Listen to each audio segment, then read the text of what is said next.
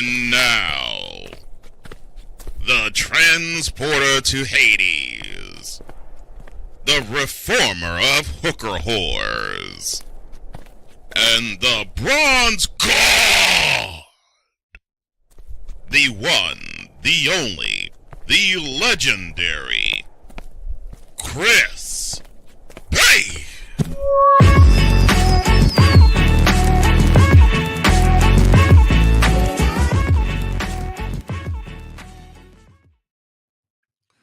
Good afternoon to the good people. Good afternoon to the bad people, friends and enemies. And good afternoon, boom shakalaka, to you all. Chris Base back with you. I bring you BaseLine. I'm sorry about the delay. As you know, the technical gremlins were in full effect when I was trying to put this together, so I apologize about that. To a degree, I like to start putting on the ticker below. If the show goes out because of the internet, it's not my fault. So I'm going to start doing that. So I apologize for starting late, but these things are, you have to bend to the will of the internet gremlins, which they definitely are. They definitely do a number on you. The phone number to free your mind to call in is 312-597-2106. Again, 312-597-2106 to come on board for that. Also, you can check me out on Instagram. I am the Base. Of course, various ways on Facebook Live, but especially on the Chris Base YouTube channel. That's right. You can have one yourself if you want to try. So the Chris Base channel, all one word with a period at the end of the channel. Make sure you subscribe, like, and share. As we get ready for the weekend, and like I said before, you know me, I love tech, hate tech. This is one of my hate tech moments. So we've had technicians come out to the house because for some reason our internet keeps going out. And we've been working on that for a while. Well, they've been working on that for a while. And it just gets frustrating because, nowadays everything you have is not hardwired. Everything's on the internet. I'm starting with a Wi-Fi is concerned. So, yeah, when that goes out, yeah, it literally stumbles your world and your world is stopped completely. I mean, say what you want. I yearn for the days of when we just had, we would plug in our television sets and they're on all those magical tubing that went on inside there. And the TV went out, TV went out. I mean, don't get me wrong. I mean, maintenance is maintenance. But the TVs we have here, they're all on Wi-Fi. All of them. So when the Wi-Fi is out, TV goes out, your Alexa goes out, everything goes out. Just becomes incredibly frustrating, to say the very least. Go out to the peanut gallery here. How you doing, Barbara Jean? Barbara Jean on the Chris Base YouTube channel. Thank you very much. Let's see. I share, but will be listening only. Not feeling well these days. So I'm sorry to hear that, Barbara Jean. You and a lot of people not feeling well.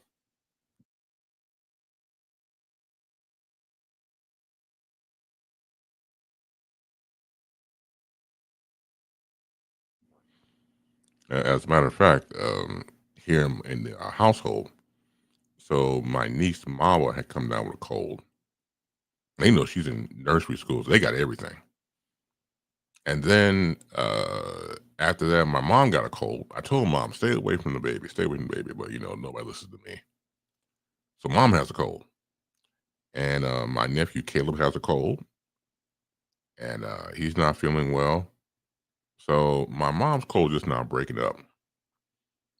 I hate God. See, if I get a cold nowadays, oh yeah, my whole chest hurts. I'll be out of pocket for a while. So I'm not trying to get sick. Then again, who is? Barbara Jan, completely understand. Let's see here. So again, we're trying to shout out to, of course, Wise All and Real Wise Radio. Again, I apologize for coming on late. It's not usually my thing. I'm a professional, and last I checked, and I do come on accordingly, but it was out of my hands. So I deeply apologize to Real Wise and Real Wise Radio. Of course, you out there in the video watching public at the same time. Yeah, it's more than an ocean, Doc. Ooh, wait. So again, anything you want to talk about, anything you want to type, or anything you want to contact me with, please have at it. The floor is yours.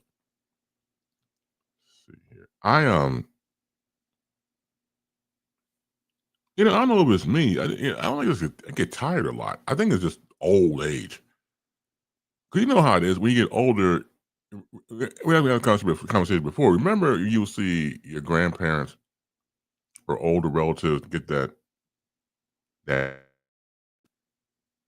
and they'll go to sleep.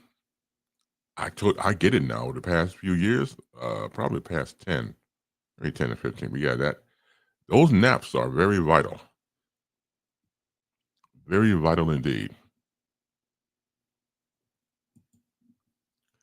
Hey, what's up, Omar? Says hello, Chris. Saying hello to Barbara Jean. How you doing, Omar? Thank you for hanging in there. Yes, report the damn tech. Gotta deal with that. So let's see. Let me check out something real quick before we begin. Okay, that's cool. Uh, Once again, I tried to work on this thing tech wise. The pop up I did on Sunday and see how that went, and it went well. Once again, just to test it, but once again, when it goes out, you had to you just have to submerge the fact that it goes out. Now, I think so. I told you I live in the basement area of the home, down in what I call the base cave in the cave. So on the first floor above, it has to. I think the modem to restart is somewhere.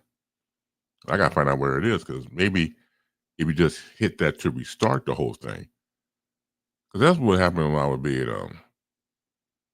back in Bronzeville.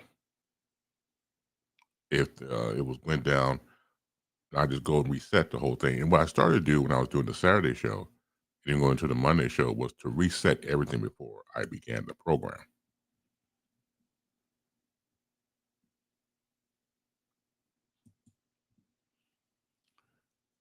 I guess you're talking to Barbara Jean here. Try to take vitamins, and I have them each morning after breakfast. Well, vitamins are good depending on if you're able to take them. Sometimes you gotta be careful with those over-the-counter medicines because it may not conduct well to your body, and that's what happens when you're trying to find something that works. Sometimes it does, sometimes it doesn't. But you got to be careful on that, though. Let's see.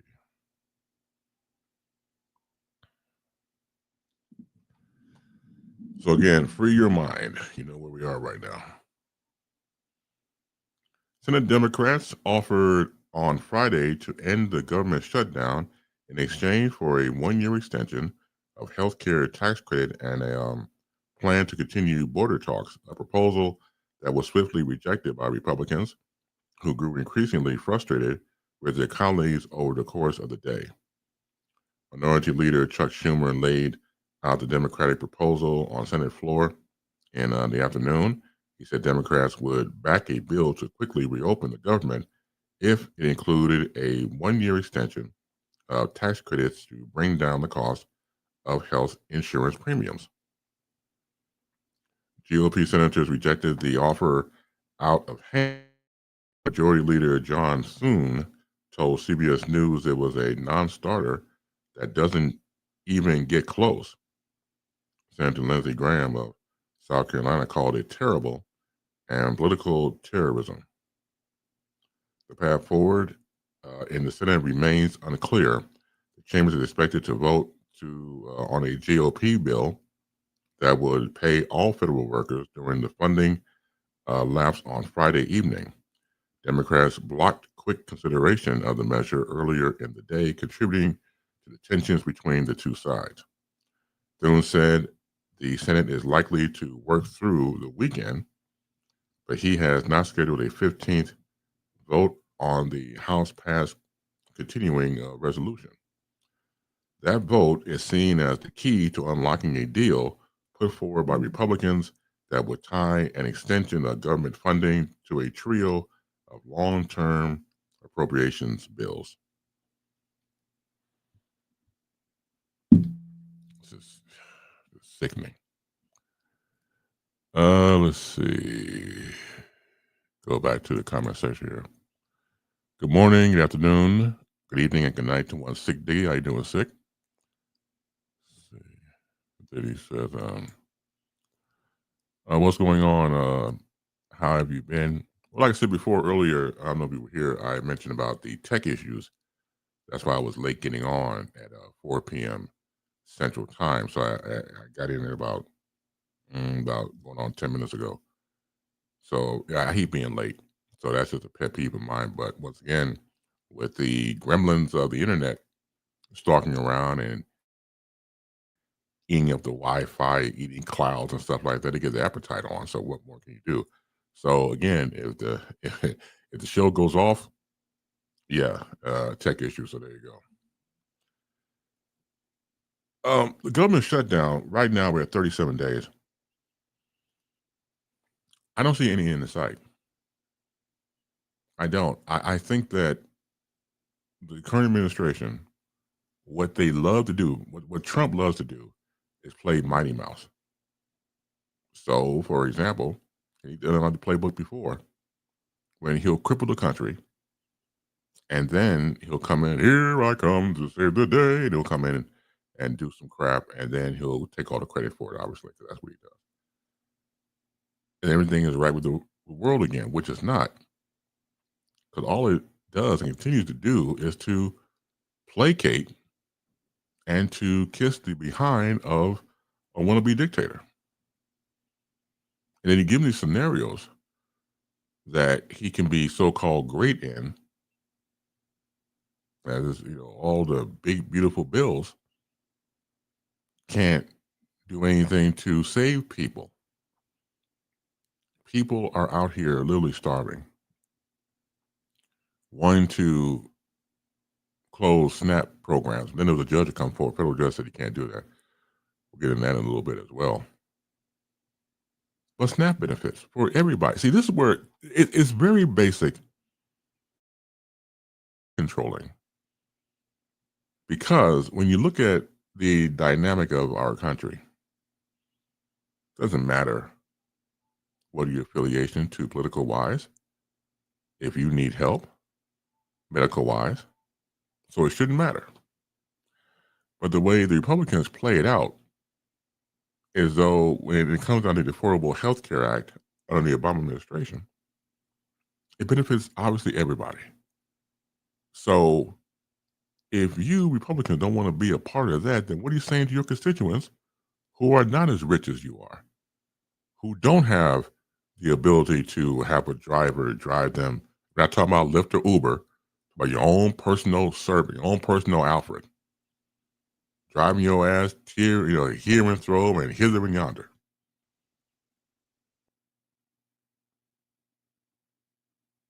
They don't have the luxury at all. So what happens? So they get screwed too. Which is why when you look at the No Kings protest and what happened in the recent elections in New York, New Jersey, and it shows you that people are tired. People, and you have to speak with the vote. And you may not have that much faith in the voting system, but look at what Trump did to redistrict there in Texas, and now, of course, you're seeing what Governor Gavin Newsom did in California to have a Prop 50 to redistrict that. Congressional redistricting. So you gotta fight fire with fire.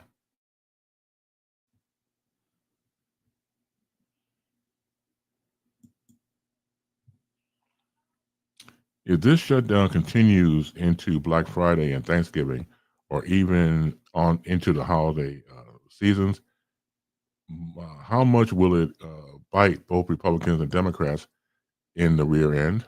Sick asked that question. Excuse me. It's like the elites want bailouts for themselves, and for comic book, right?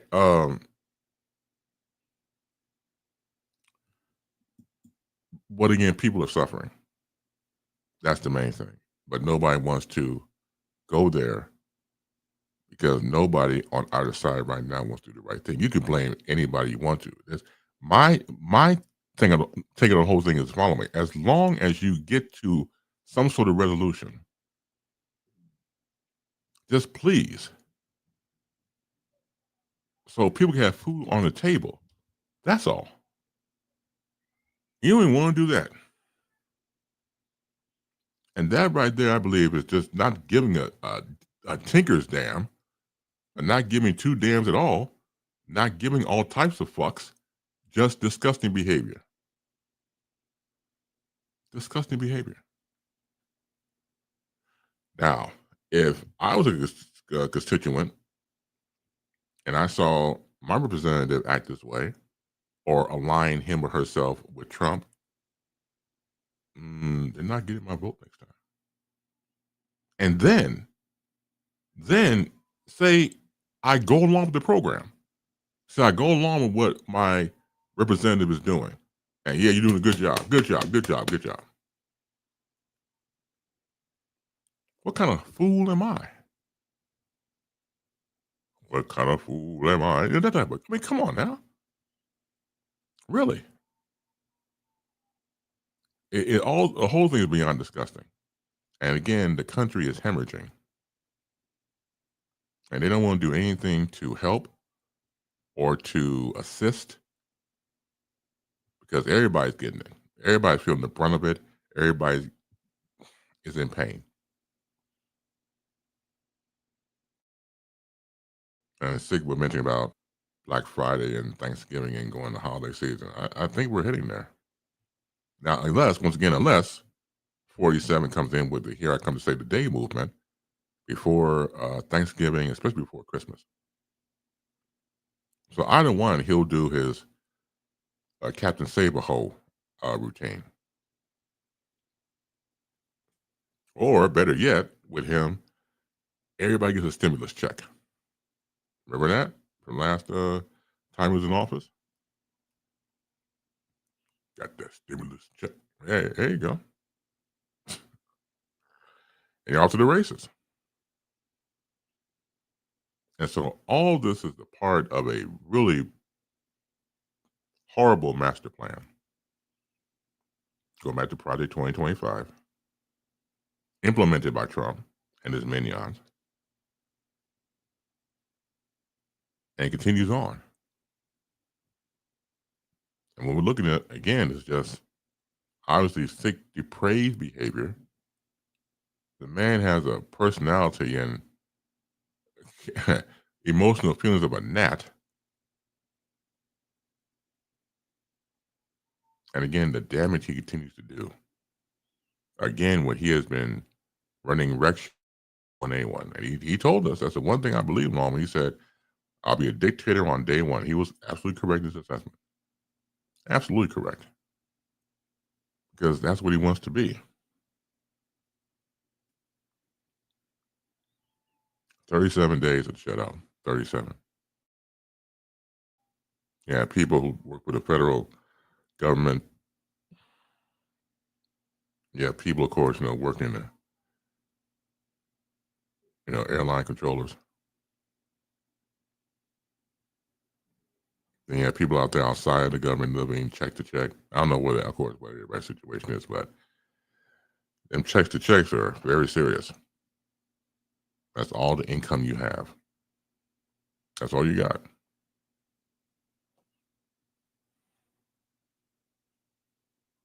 So where do you go from here? And that's part of the problem. Nobody at all.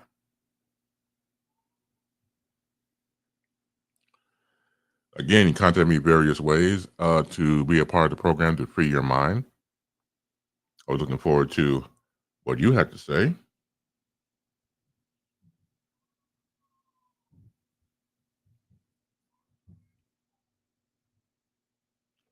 I thought it was interesting. 47 has pardoned former New York Mets great Darryl Strawberry on past tax evasion and drug charges, citing a 1993 National League Rookie of the Year post-career embrace of his Christian faith and longtime sobriety. Strawberry was an elite outfielder, an 8-time All-Star, including 7 with the Mets from 1983 to 1990.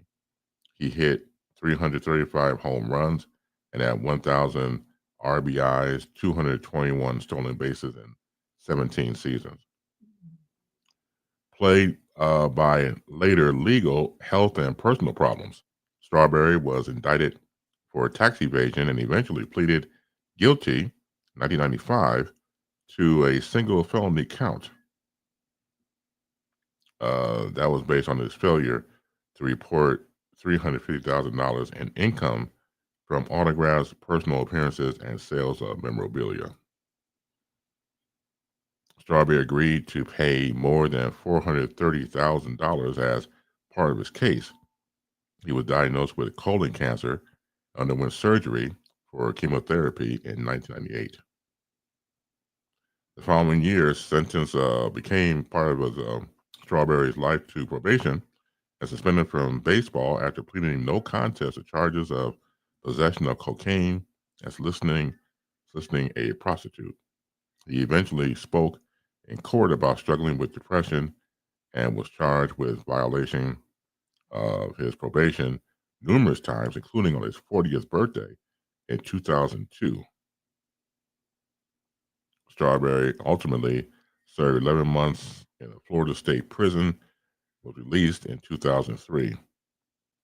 A White House official said Friday that Trump approved a pardon for Strawberry, who had been served time and paid back taxes, speaking on conditional anonymity to the detail of a pardon that had resulted, not been formally announced. The official noticed that Strawberry found faith in Christianity and has been sober for more than a decade, and that he become active in ministry and started a still active recovery center.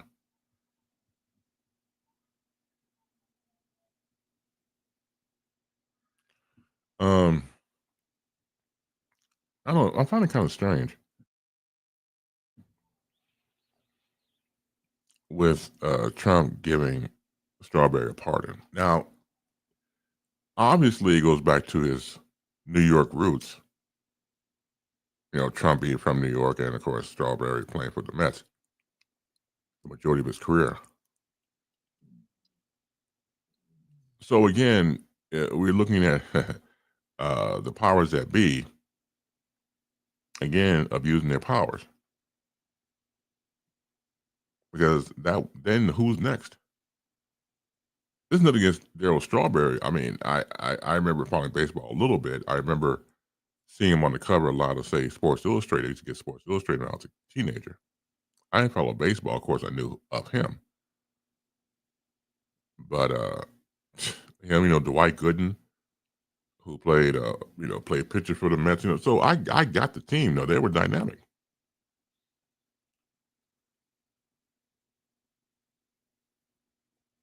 So the fact that this is happening to him, I wonder again who's going to be next on the stage of all-star celebrities who are going to get a pardon from Trump.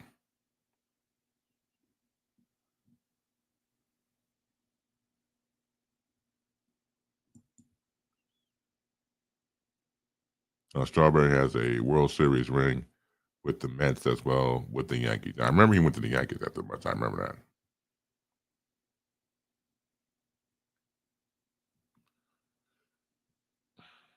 I don't know if you would want to accept that from Trump. Now, would you? I'm asking everybody a question out there.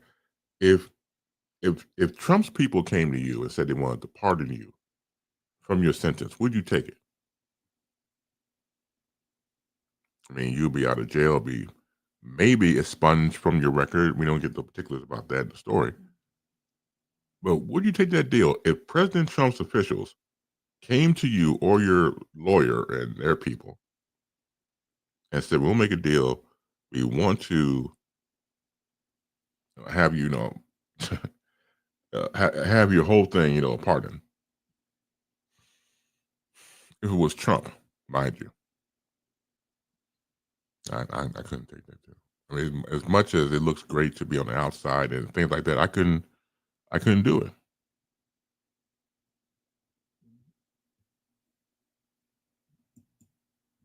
How you doing, Diane? It said it would come at a cost. Absolutely, of course. Because see, now you have to get the campaign for him. Now, part of the cost is to come out and support Donald Trump. Mm-mm. Price is way too high. I'll just stick in, stay in jail and eat my bologna sandwich or something like that with no mustard and no mayo, no Miracle Whip. Just plain 2 pieces of white bread, stale, and any day of the week. I gotta shake hands with the devil. Can't do it. Again, price is too high. You have to check and see if there's any orange 3/6 on the back of Trump's head at this stage in the game. All this shit is diabolical, man.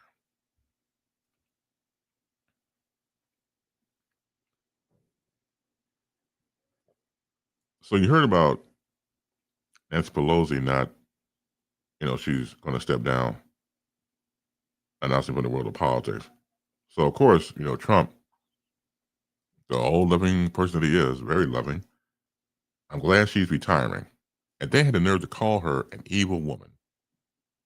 Nancy Pelosi, an evil woman. Now, look, depending on your lens, maybe she is.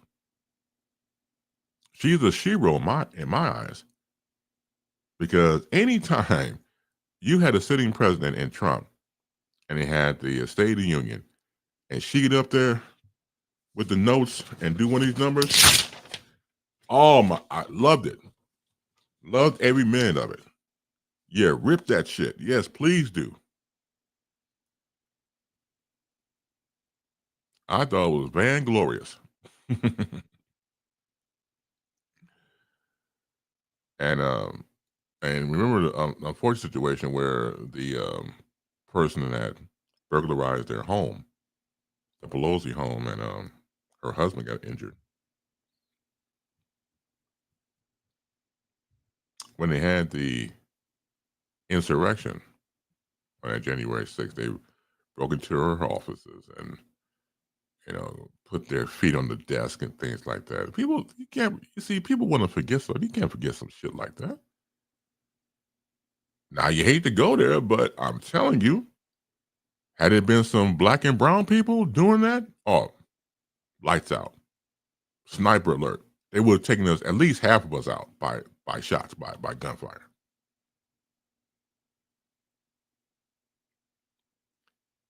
Going back to January 6th, that was the most. You couldn't give me an example of more than white privilege than the insurrection January 6th of that year.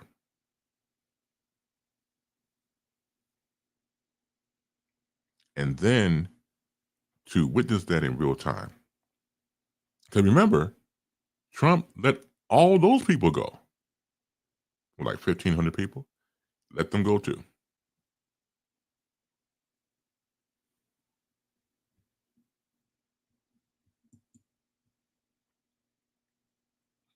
We wouldn't have gotten that kind of access. Diane types. No, we wouldn't have. No. No, not at all. And they used whatever they could to shoot the hell out of us. Now, help me out here. I've been doing this now for a while. Um, Unfortunately, cover stories where you have police officers who shoot black and brown people to death. And you and I, we had the same conversation before. You and I had the same conversation before. What does the officer say majority of the time when they have the arm? They know they're armed with whatever firearm they have, and say they shoot, I don't know, 17 bullets, a young black man. That'd be 17, but let's use that for an example. What is their go-to line upon investigation? Go ahead, I'll wait. You type it in there.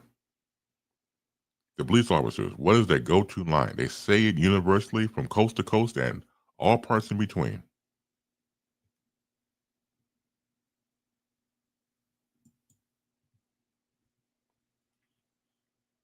Black protesters wouldn't have gotten within 10 miles of Capitol Hill if that was the case. Correct. No, you and I both know that, sir. You and I both know that. But yeah, once again, it was high white privilege during that whole time.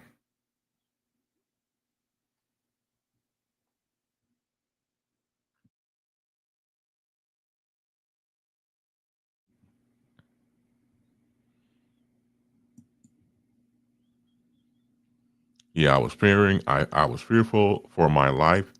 He was reaching for something. Sick types, right? That's their go-to. Any day of the week. I fear for my life. That's their go-to. That was a common thread on any case that I read and talked about that dealt with the majority of the time a white police officer and a black male youth or a black male in general or brown. I fear for my life. As I told you, upon my individual investigations, the story goes cold. Because sometimes what they do with the officer, they'll put him on paid leave or non-paid leave upon internal affairs investigation, and then that's it. No follow-up story, no nothing, as far as the ones I tried to find, and go cold. But then, as we've seen in cases over the years, and it's just as bad when the Catholics do this, when they have a predator, a police station has a predator, in particular officer, and some Catholic church have a predator in the priest. So instead of that person being excommunicated from the law enforcement or from Catholicism, from being in Catholic Church, they'll take the cop and put him to another police station, another precinct. They'll take the priest from the Catholic Church and put him at another church. And they continue the same behavior pattern. They don't want to change. They just sorry they got caught. So now let's take care of the problem. Now, how do we fix the problem? How do we find a way to spin this? That's what both sides do. And they're still doing it as we speak. It's an ongoing problem, and it sucks. And it's not right. It's a system that we're living in. Okay, I'm sorry I got busted because I really want to go out there and start killing more black people. I'm sorry I got busted. I really want to continue to invade the privacies and the bodies of boys attending church. So then you go somewhere else and do the exact same thing. Do the exact same thing. Hey, how you doing, Lydia? Thank you. Yeah. It's an ongoing cycle. And it's not getting any better because the powers that be don't want it to get better. And you would think, especially in church, where any child or children or adults or anybody should feel safe at. A church. That's the one place you think you'd be safe at. The one place you know you'd be loved unconditionally. The one place you would think that nothing bad can happen to me in church. And then you have those people who are in church who are in there for their own reasons. They're not in there for the doctrine of the Lord. They're not in there to read about the Bible. They're in there because they have their own personal agendas to use the church as a platform to get those agendas done. God, Jesus, Buddha, Muhammad, they've always been able to sell.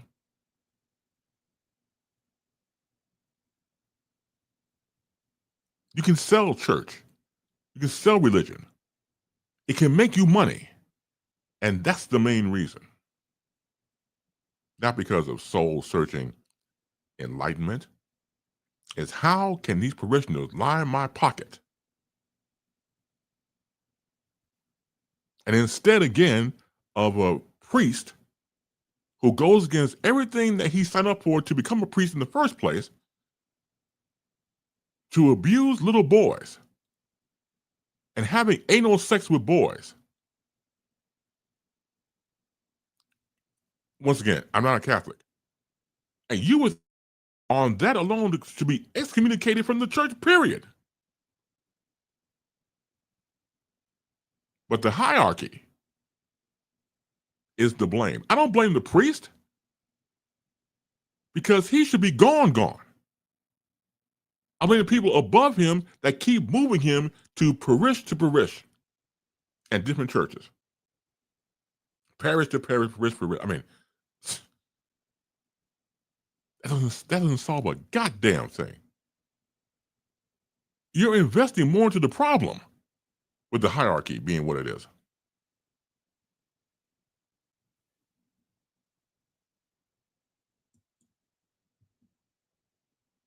Hey, how you doing, Jed? Greetings, Base Nation. On topic, a show on HBO called Task, Task, is all about cops that effed up and go to what's it, FBI? Okay, there you go. Man, I wish I had HBO. I don't have HBO, man. I need to look into it because again, some other stuff on there, HBO Max.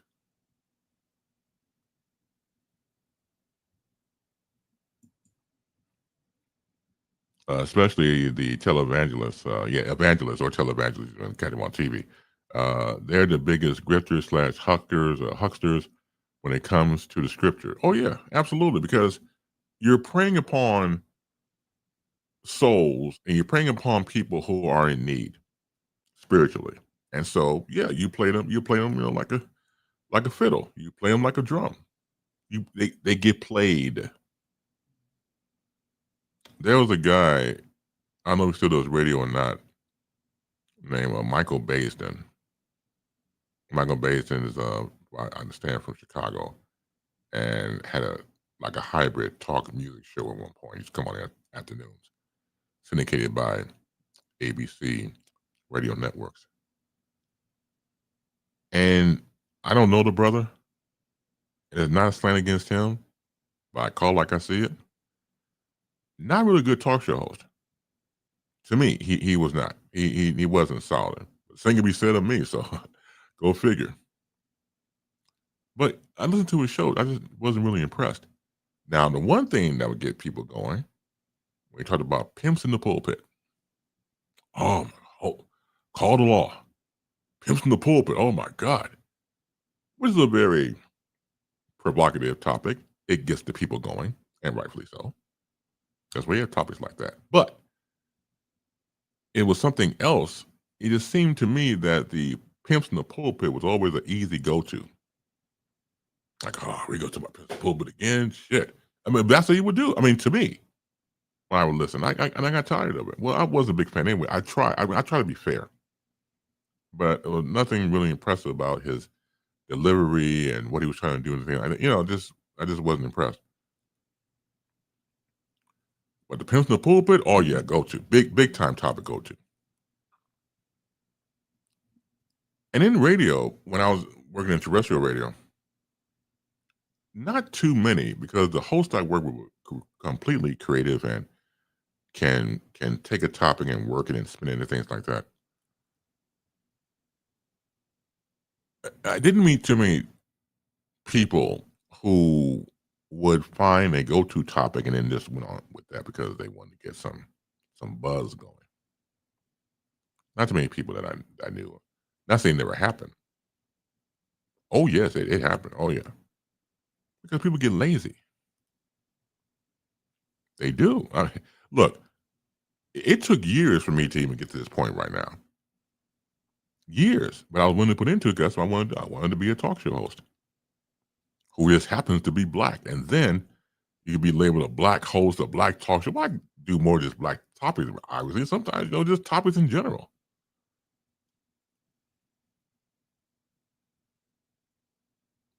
I've had great people to come before me. Told you about my mentor, Ty Wansley, for example. My good friend, Jay Marvin. Couldn't have asked for two brothers, two guys who did not have to look after me, and they did. So having said all that, like anything else, you should be proud of the skill set that you're building. This is all walks of life. Don't sell yourself short, and don't think you can't pull it off, because deep down inside you can. Just need the right opportunity to pull it off. And I think at times we should challenge ourselves and not stay in the same place. We can challenge ourselves to do different things.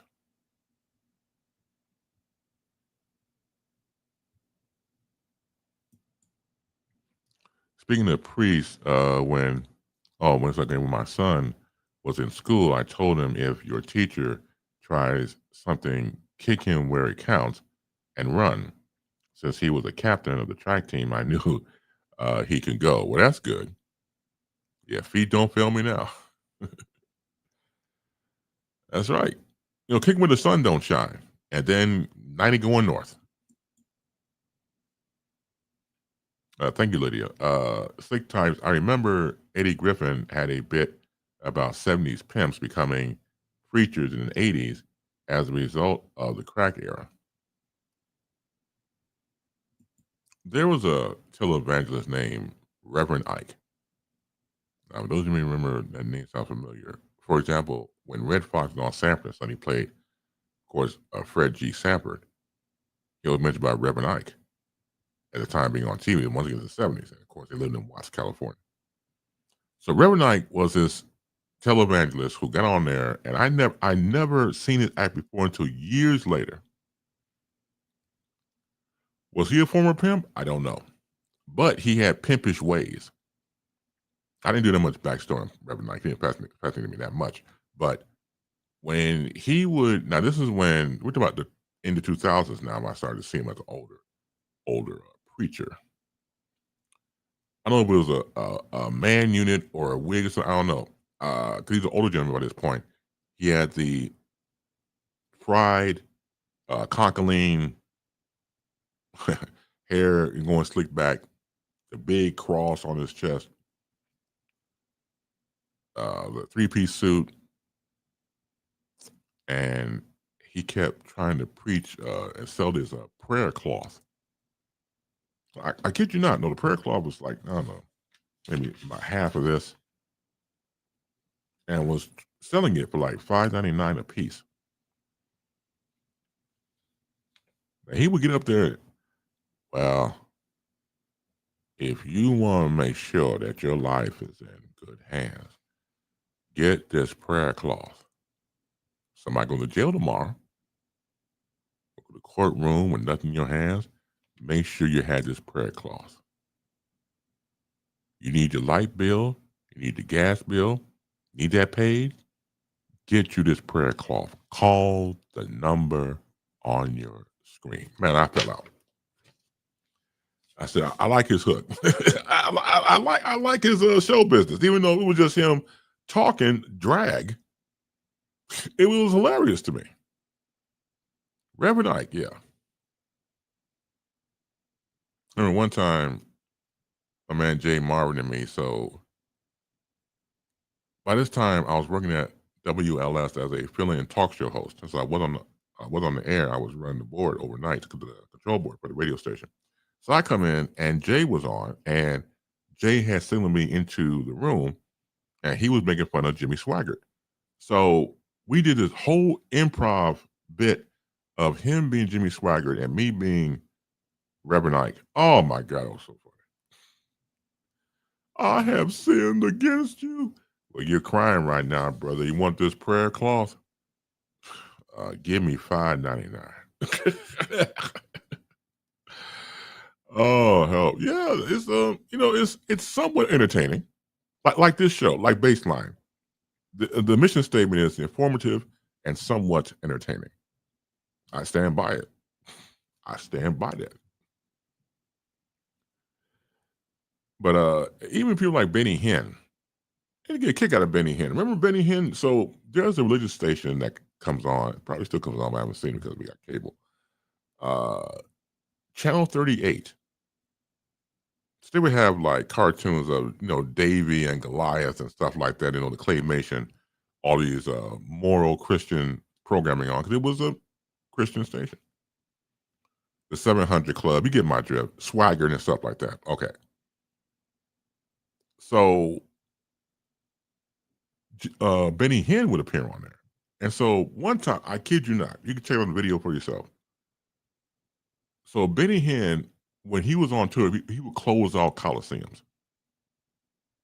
Benny Hinn was like pre-Joel Osteen. All right. So I don't know where exactly what he was. He was in some sort of auditorium, and he takes his breath, Mike. He's blowing out throughout the audience. Like, I don't know if you halitosis or not, or halitosis. I really don't care. But he did like that from left to right. I kid you not, everybody started to faint. Everybody in the Coliseum fainted. Now you had some bad, really bad breath, or you paid a lot of people to pass out to give the illusion of you being a man of God so much you can just blow, not sexually, mind you, to get your mind together, to blow into the wind because it's God's wind and it's God's blowing, and all these people just fall out. That's what they did. Let the bodies hit the floor, and they did. I'm telling you, my favorite Benny Hinn episode was okay. So he would have a time for healing. He would heal people. And so the assistant come up with the microphone and tell the affliction to Pastor Hinn, and Pastor Hinn would, do all these, whatever he do, slap the shit out of you and find that you be cured. So this one lady was deaf. So it was like, who's next to be saved? Pastor Hinn, this here is Betty. Betty has been deaf all her life. She's 89 years old. And she wants to hear again, Pastor. All right, thank you very much, brother. And he takes her ears, meaning Betty's ear, does like this on each side. Deaf demons, come out. Deaf demons, come out. Deaf demons, come out. He leans into Betty's ear. Betty, can you hear me? Nope, can't hear you. Nope.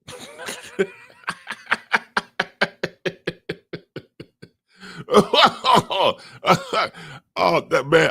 I'm telling you, you can find entertainment everywhere. Nope, can't hear you. No. And a voice just that deep. Yeah, nope, can't hear you.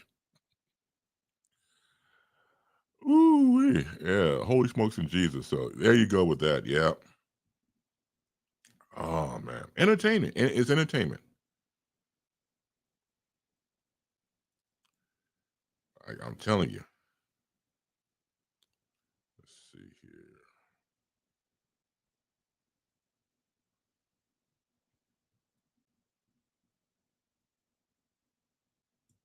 What do you say, Chris? I'm howling over here. Lydia types. It was the truth. Yeah. How you doing, Rachel? You a fool. LOL. Yes, all fool. 100% grade A. I can't make this shit up. You gotta believe me. You got nothing here. I'm telling you, that's what the man did on Channel 38 back in the day. Telling you, he probably has some some $5 hollers. No, you give me $5, I make sure that you are cured. It's $5 Holler Tuesday. Yeah, yeah. It is hilarious to me what these people have done over time. Kind of reminds me of remember the movie Which Way Is Up, the Richard Pryor movie, and he played three characters. He played the central character, then he played the central character's father, and then he played a jive ass pastor, Reverend Lennox. Yeah, yeah, a lot of Reverend Lennoxes out there in full stride, in full regalia. They're out there. Too many to count, but they're out there.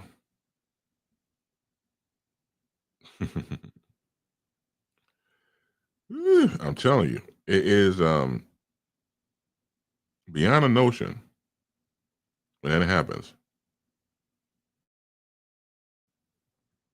See, so yeah, I'll be the first to admit that sometimes, depending on where you are, church can be amusing. It can be sometimes, but I think what happens is when you deal with people who are again trying to find salvation and what makes sense to them from a spirituality standpoint.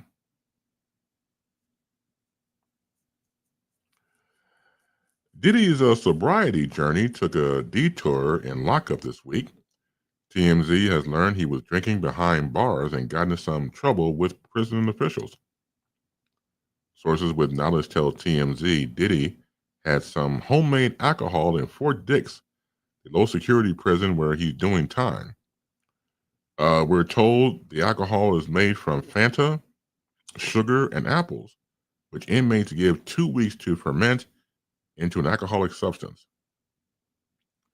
We're told Diddy got caught by jail officials and prison officials plan to move him from his old unit into a new one. Two sources tell TMZ prison officials have now reversed the decision and Diddy will stay put. You may recall Diddy made a big deal about sobriety to the judge prior to his sentencing last month, telling the court he was sober for the first time in 25 years. He also said he lost his way due to substances. He wrote in a letter to the judge, the old me died in jail, and a new version of me was reborn. Prison will change you or kill you. I choose to live. Hmm. TMZ has shared some pictures of Diddy hanging around the New Jersey prison yard last week, and he seemed to be the life of the proverbial party, laughing and smiling while shooting you know what with his fellow inmates. Diddy was convicted on 2 counts of violating the Mann Act back in July and received a 50-month sentence in October. He was transferred to Fort Dix last week.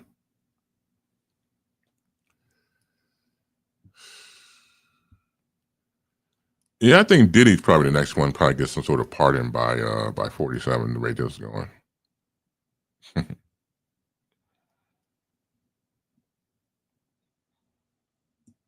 see. I saw Benny Hinn a couple of times since I had neighbors that were evangelicals. I'm glad I was raised Orthodox Christian. They couldn't uh, they couldn't play me. And again, that's what floats your boat, and that's what you would subscribe to. Look, I remember one time when I was back at BEE, and so was it LNG Ministry? I think the name of the company was. Well, anyway, this guy who didn't seem religious at all to me. I could be wrong. I never hung out with the guy. Never want to, but he was able to talk certain preachers to broker airtime at WBEE. So I remember this one lady who was, I believe she was a minister, and the guy would drive her, or I don't know how it worked out, but they would show up to the radio station and get ready because I did a jazz show, and they would come on with the word after my jazz show. This is when I was working 6 to 10, Monday through Friday evenings, and so they would come on at 10 o'clock. And so the lady had on a very, very bad wig. At least have the sense to have a good upkeep. You know what I'm saying? I don't mind anybody wearing a wig. I mean, that's their business, but don't look like I don't know. I don't know how to describe it. It was like it was very, very unkept. It had lint in it and stuff like that. It just looked disgusting. This is supposed to be, I don't know, I guess a minister might. Someone should administer a comb to that head anyway. So she's sitting there, and this was maybe spring, summer. And so there's, like, say the boards here where I'm facing you, the boards right here, and then there's some chairs across where the control board is. So she's sitting across the control board, takes off. They weren't functified on that. She actually had good looking feet. But then she gets the Vaseline out and starts to grease her legs and feet. Now, what kind of minister does that? What kind of preacher does that? We preach feet? Ah, here comes preacher feet. Here comes preacher feet. Oh, Lord. No, really, it was disturbing to me because I'm packing. I'm getting ready to go. Somebody joking around told the story. They were coming on to me. Don't come on to me like that. I ain't got time for that. And this lady had to be, I don't know about good black don't crack. I'm not old. I'd probably say 70 going on death. I got time. I'm like 22. I ain't got time for that type of nonsense. That wasn't my thing. Now don't be wrong. I know guys that would do stuff like that, mind you, but it wasn't me. I was sticking in my age range. But Pastor Greasyfoot, yeah, took out the Vaseline, started to grease down her feet. Now but that was not the place to do something like that. And she looked too damn comfortable doing it. So you've done this shit before. Now let's go there for a couple of seconds, shall we? That was probably her go-to move to get men to go to bed with her. So you throw out these nice, don't get me wrong, she had nice legs and feet. Don't get me wrong, she did that. Big ass gams and feet to match. You bring out the Vaseline petroleum jelly, mind you, and just grease down the leg and calf and feet and everything else, and you'll put your shoes back on and cross your gams up. Come on now. I'm surprised you could cross her gam. Them things were greasy as fuck. I'm surprised she didn't get a chance. I mean, I'm surprised they like slipped and fell off the table there, fell off, the chair.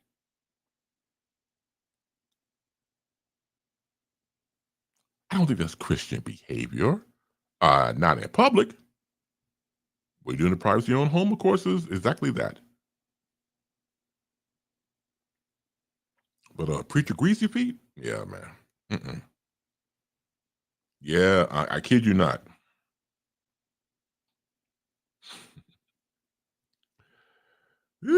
Yeah. Let's see. At least he didn't hit anybody with the champagne bottle. Right. Thank you, Sick. Lydia says, I can't take it. Lydia, can't do no more. Man, get me the hell out of the studio. That was my thing. I think she did it twice. I think she did it twice. More than one time. I think she did it twice, yeah. Hello there. Well, good evening. I'm packing my stuff, my headphones, everything else, and my notes. I look up again. Yep, there goes Preacher Greasy Feet. She was on her right calf at the time. She went from left to right. Not that I was listening. Not that I was watching. I wasn't watching it all. No. But the second time, yeah, I got a good look. So yeah, she was on the right calf. Now, I would just believe that after all that petroleum jelly on one's leg, how can you cross your legs? I don't know how you can do that, but apparently it's possible. I mean, you think there would be slip slide in a way or something like that? Hey. Yeesh. Ooh, wait. Let's see. Look at this one story here.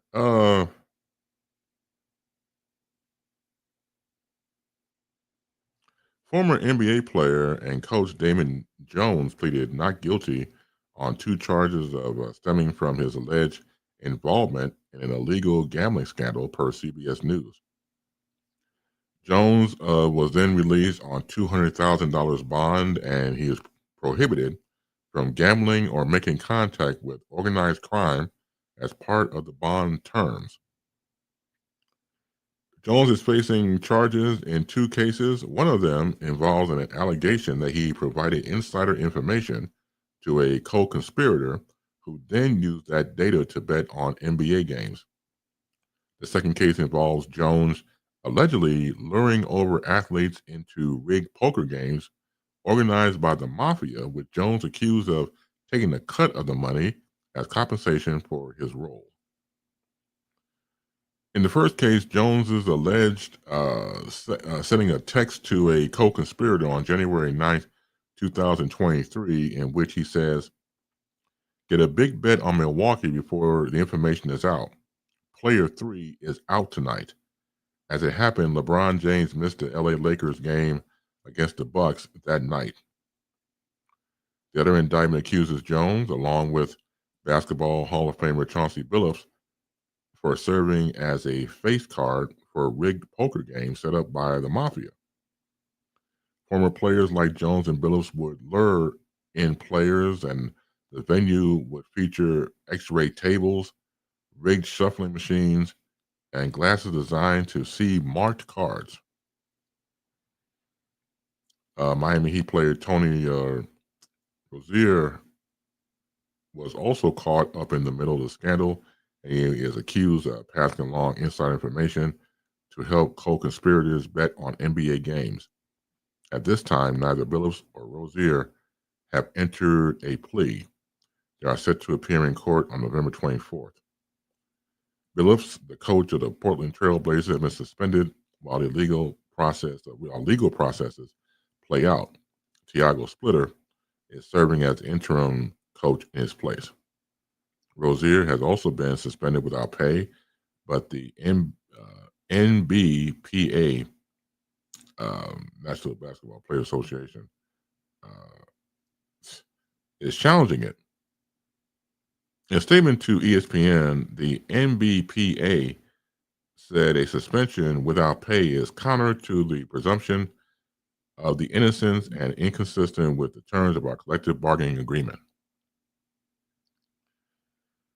Well, again, when you look at how you try to fix games and quote unquote insider information. Now let's go with it, fixing games, insider information. Let's go with that first. So you have players or former players in place that can give you that information because they're inside.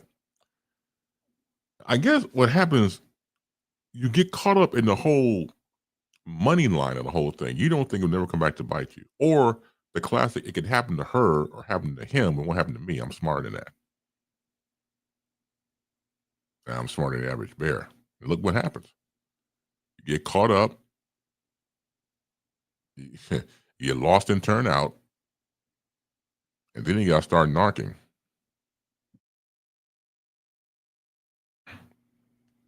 Start narking. And that's what happens. It's like, okay, you want us not to come after you or lower some sentencing on your time? Let you guys name some names. Give us something, baby. Give us something to work with. And the whole mafia thing. don't know, call me silly, but if you're going after these people who are fronting for these games, then why not go after the mafia themselves? Now, unless someone like Chauncey Billups is the mastermind of the whole thing, then there you go. And I'm not saying he's not smart enough to pull it off. I'm not saying that this not is just not in his wheelhouse from what I gather from what I've known of Chauncey Billups over the years. And of course his personal life, but I didn't know that much about that either. Just what we've seen in the news and maybe some stories here and there. But no, not from the standpoint of unless he's the mastermind behind it. I guess my thing is go after the people who are the masterminds behind it. Now, if the investigation is to get the small fishes to get to the big fish, then there you go. But I have a sneaky suspicion that all the small fishes will be taken and the big fish won't be touched at all. So your, Damon Joneses and your Chauncey Billupses, they'll get caught. They'll go through the ringer and through all this, legal mumbo jumbo. I don't think the big fish will be caught at all. I seriously doubt it. I wouldn't put any money on it. I wouldn't put any money on it, no. Not at all.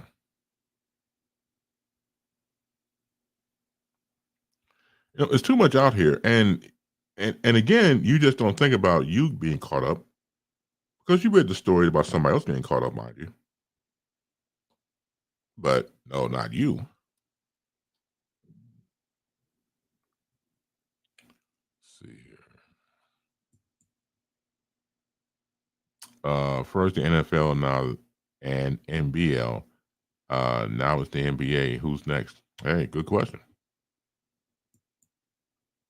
Unless the big fish were informers all along, maybe sick. I don't know. Maybe I don't know. I don't know if they were or not. It's a good guess, mind you, but most mafia people don't try to come after you. They won't snitch and won't narc on you. So I'm seeing this number here. I don't know who this is, so I'm not really want. Let's see. I don't know. Yeah, I'm not really in the mood to go after people tonight, but we'll see. I don't know. Okay, they hung up. Okay, that's good. I don't know who that is. You know how it is, you get these funky people who don't have the time or day. So I'm trying to see another. Sometimes I'll be in the mood to take some calls, but we'll see. We'll see. If they call back, I'll take. And just like that, we'll see what happens. Okay, and I can always hang up on them, cuss them out. This is BaseLine. Who's this? Base. Oh, hey man, turn the monitor down. Hey, Base. Hey, turn the monitor down, please. Turn your monitor down. Turn your monitor down. Got in the other room. Want to listen to the show. Okay, but yeah, cut it off because that's the feedback. See what I mean? See, this man works in radio, and we used to work in radio. I don't understand his brain malfunction at all. You hear what I'm saying? I don't get it at all. See, like I'm listening to this shit. All right, did you cut it off, please? It's still on. Good morning. How are you? Good evening. How are you doing?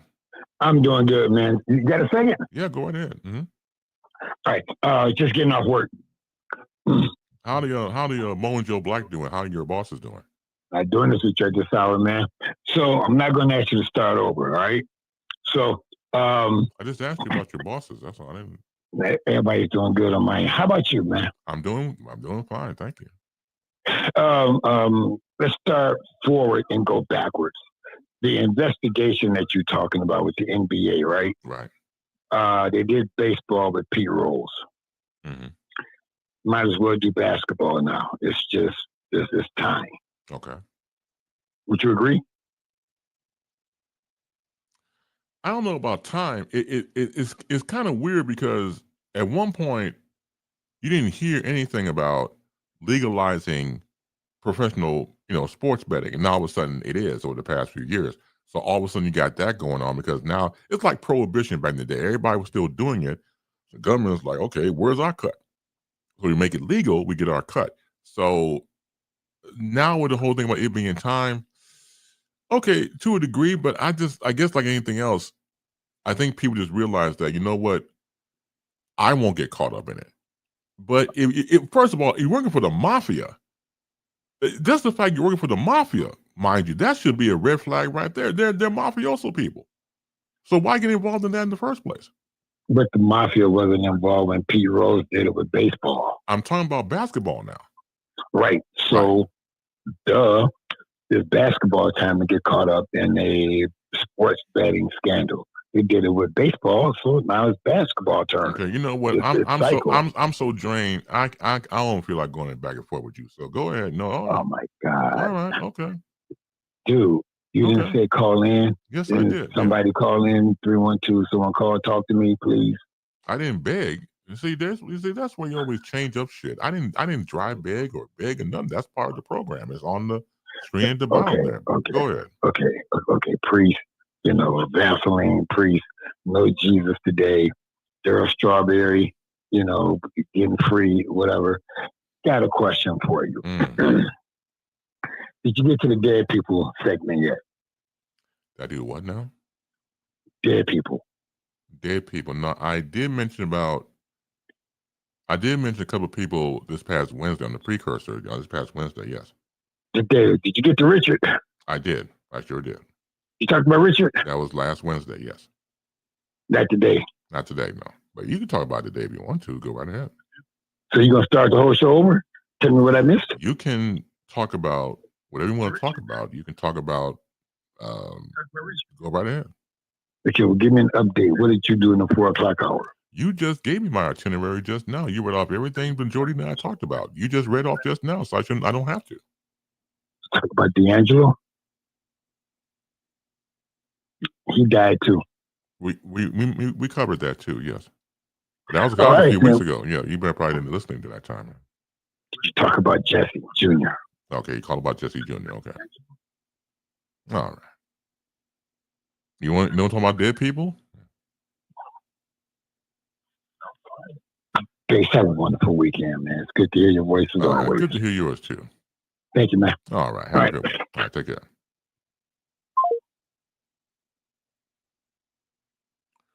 312-597-2106.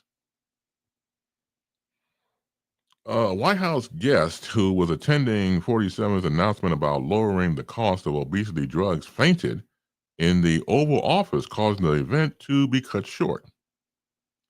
White House Press Secretary Caroline Leavitt said in a statement shortly after that the man was okay and identified him as one of the representatives of the one of the health and care health companies. He was in attendance. David Ricks, CEO of Eli Lilly, was speaking when the guest, who was among Trump's administration officials and healthcare executives standing behind the Resolute desk, where Trump was seated, fell and needed assistance from others to be lowered to the floor. By there, once again, the Resolute desk. You okay? Ricks asked. The Center for the Medical and Medicaid Services Administrator, I met Mehmet Oz, Dr. Oz. I still can't get over that. Jesus Christ. And others provided assistance.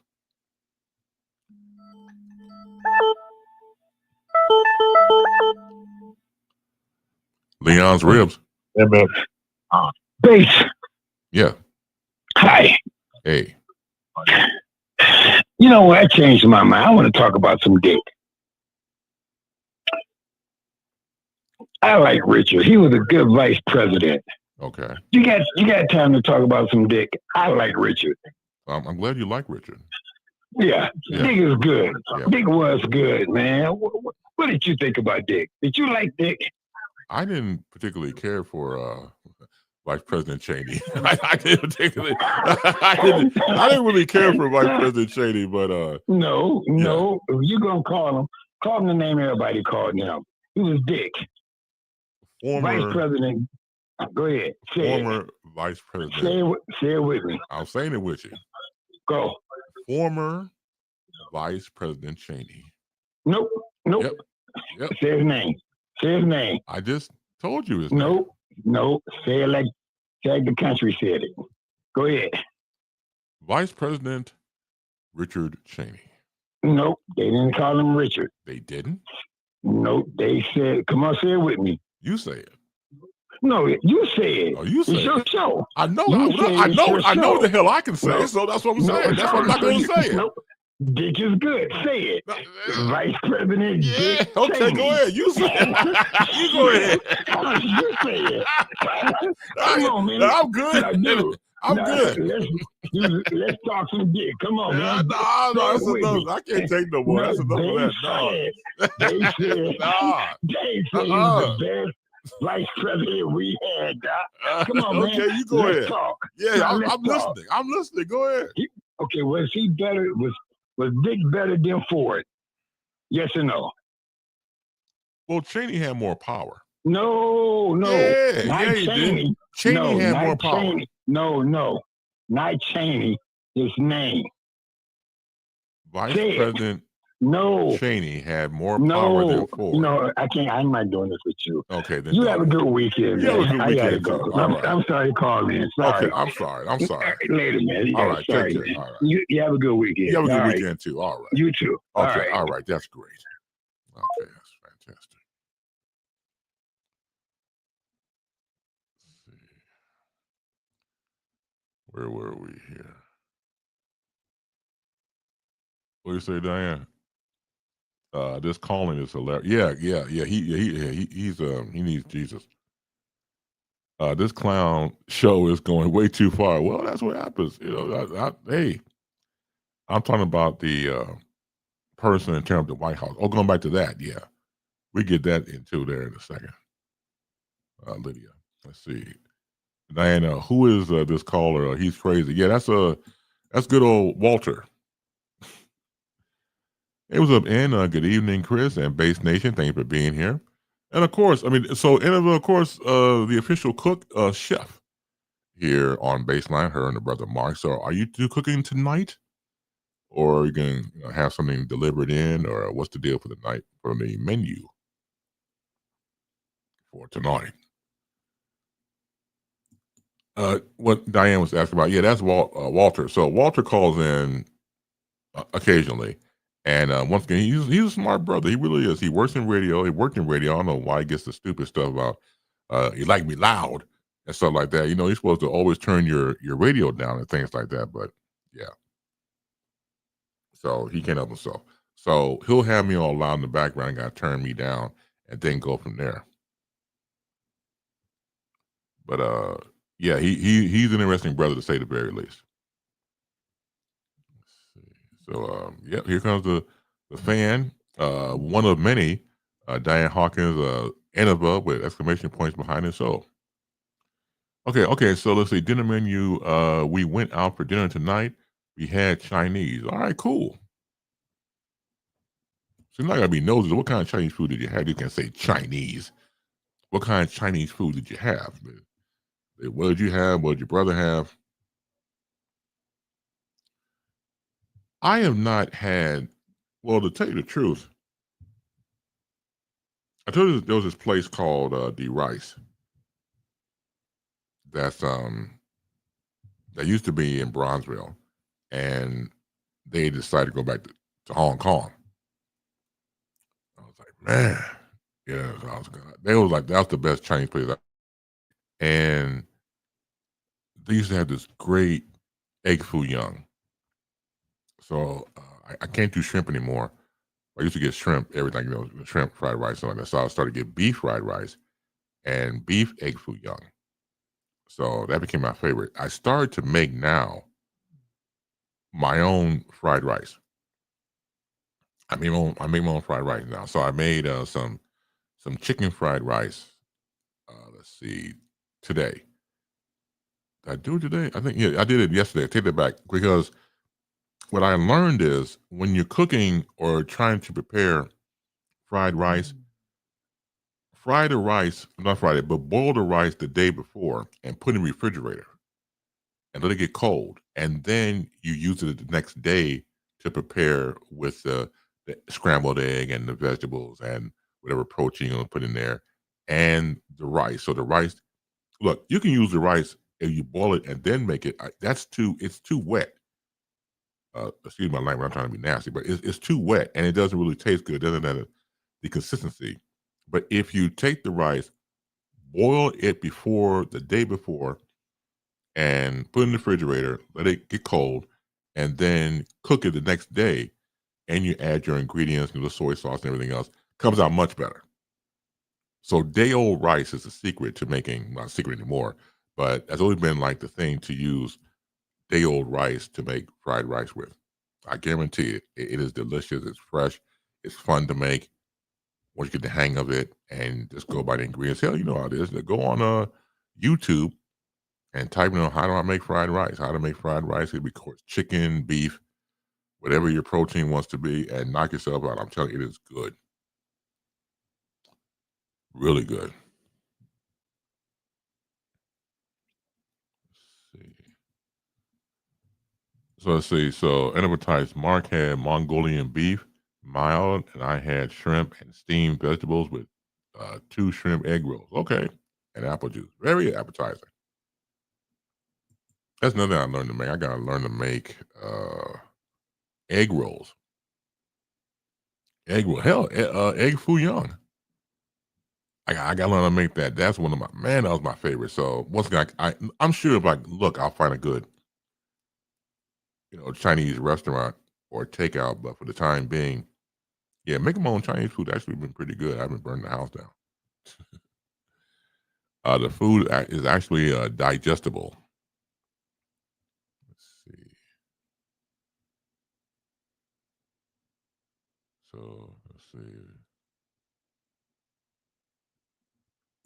Okay, so Omar says you're having KFC tonight for dinner. Nothing wrong with that. Let's see. I grew up in Roseland. They had the new tea garden. It's a Chinese restaurant. Our family ordered from them. Their food is delicious, and they still in business all these years later. Yeah, that's when you know you're onto something, when your neighborhood places are able to still be in full effect. That they like a generational neighborhood place, and it just gets better and better because now people who had taken their sons and daughters, now they get older and take their families to those same restaurants. Very cool indeed. Oh yeah, that's right. Advertise I'm not cooking next weekend. It's my birthday next Sunday. Yes, it is. That's how you do it. Of course, now when you look at Miss Ingram, Miss Ingram again, and I just say this because I'm a friend. I've known her since babies and pacifiers since we were 5 years old, 6 at the most. I want to say 5 because it was kindergarten. Uh, she is a seasoned goddess. That's her term, not mine. Seasoned goddess. So she don't like about 8. I told I'm old. I don't mind telling her I am old. I feel it. I am that. But yeah, with her, it's a whole different thing.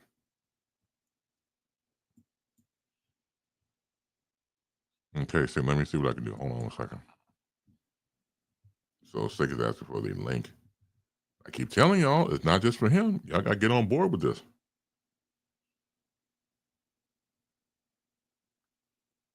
Let's see.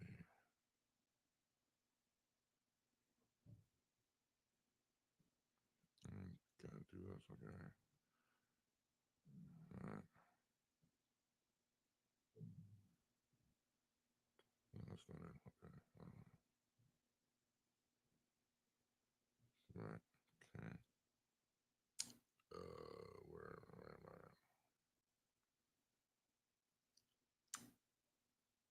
Okay. Get over here. Hold on a second. Let's go to the phones and say good evening to the chef, and her birthday is next Sunday. The seasoned goddess Enova Ingram. Hey, Enova, how you doing? I'm okay, Cliff. How are you? Good, good. I'm all right. How's everything in the world of Enova? It's going all right. Okay. Taking it one day at a time. I hear you. Mm-hmm. Yeah, we decided to do Chinese tonight. Now, what place do you go to? Don't mind me asking. We have many different places. Yeah. But tonight we went to Grand. Where's it located? We went to Grand. That's on 87. Okay, 87. Okay. Mm-hmm. Nice, nice. So yeah, so it was a takeout place. Yeah, I Okay. mean you can eat in there at your risk if you want to. Enter at your own risk. Yeah, you gotta be careful. Right. Yeah, right. You know. We go there. Mm-hmm. Unfortunately, they still charge people extra. If you want shrimp fried rice, they're still charging extra money for the shrimp, like they did for the BP situation. Mm-hmm. I'm like, y'all quit. So if you don't tell them that if you want shrimp fried rice, they're going to give you chicken fried rice. Right, right. So you have to tell them specifically that that's what you want with your order, shrimp fried rice. So, I usually don't do their chicken or beef anymore because everything.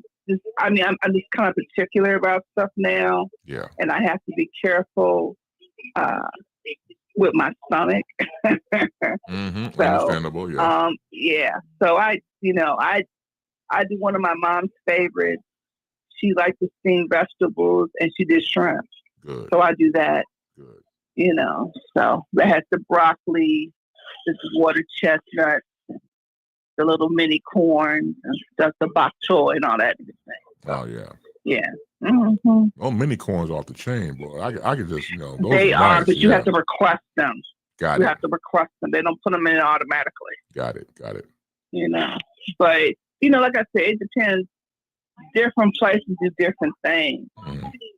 There's a place, I believe it's Three Happiness, that I just went there about a month ago. And, is that in Chinatown? In Chinatown. Chinatown, right. That's where I remember that the sign. Mm-hmm. Yes. Mm-hmm. Chinatown, yes. And,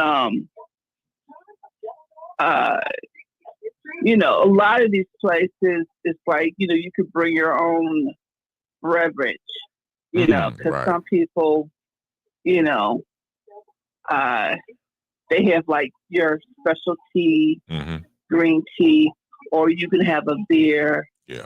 Or you can have like a wine or soda, or you can bring your own drink. Right. They're pretty good. There's a couple other places and stuff.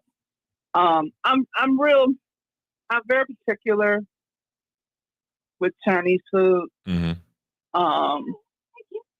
But of course, I like to cook my own.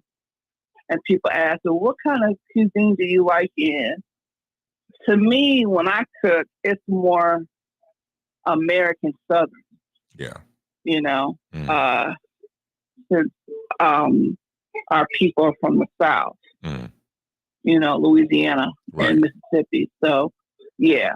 So it's more, I would say more American Southern that way. Yeah. In that respect. You mentioned, then I like Italian. I'll tell you, you mentioned real quick, I'm going to cut you off when you're talking about Louisiana. One of my favorite TV cooks was oh man, what's my man? Oh man, don't get old. I'm thinking, looking at his face right Justin? now. Justin Wilson. Yeah, Justin Wilson. Yeah, and Justin, he put hot sauce on everything. Oh look, I remember because he code switched. Because when I was dating Vicky, we were back in Kenwood. I would go to her home on Saturday afternoons. We watched Channel 11. The PBS station here, and we would watch the cooking shows. And so PBS is great. Oh, it was fantastic. And so they like Martin Yan, a Yan Can Cook was another person came on there. Yeah, and I like Martin. I like him better than the other guy because Martin would explain to you, Yes, and then he'll do it step by step. he did. You know, He did. and he also had people, but he also taught other people how to do it too at the same time. Oh yeah. So it wasn't just him. Yeah, he traveled different places. I liked him a lot. Yeah. And Justin Wilson with Code Switch. So Justin Wilson, and everybody know what I'm talking about, because Justin Wilson would get on there. Growing up by the bayous of Louisiana, my mother gave me Creole style cooking. She gave it to me, and now I give it to you. My name is Justin Wilson. Everybody started to applaud. Walter said, "Hey, how y'all do?" I mean, changed up completely. I mean, he went from white to Negro in 2 seconds. Yeah, so right. I guarantee. I mean, that whole accent came out quick, but the introduction, you wouldn't know it was him until he said his name. My name is Justin Wilson. He put hot sauce in everything. Yes. Oh, that hey. Everything. And drank beer and wine. Yeah. Yes. Right there. Like, like if he was making jambalaya, or if he was making gumbo. Mm-hmm. Oh yeah. Diane Tyson. Real quick, Diane Tyson. I love this conversation. Yeah, thank you, Diane. I appreciate that. That's really cool. Anything about food? Yeah. Well, you have to have a good root, and a lot of people don't realize that's really important. Absolutely. Especially when it comes to gumbo. Mm-hmm. Right. But there's so many different gumbos you can have. Mm-hmm. You can have seafood. You can have your traditional gumbo with the adobe sausage and chicken, andouille, and lobster. Yeah. A lot, there's so many different versions of it. Yes. But it's I don't know what's gonna happen next week. Because if I don't go out, then I might do a gumbo. Okay. That is a backup plan. Yeah. You gotta have a plan in case one thing don't turn out. Well, you got that right. because it's supposed to be cold. I'm like, oh, you just never know. It's supposed to be cold on your birthday weekend? Where they talking about how the weather's going to be. What people don't realize, Chicago weather changes. Quite. So, yeah. You have to be prepared. Be prepared. You have to be prepared. Yeah. Mm-hmm. So,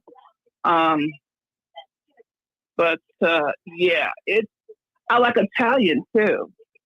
Okay. I like Italian.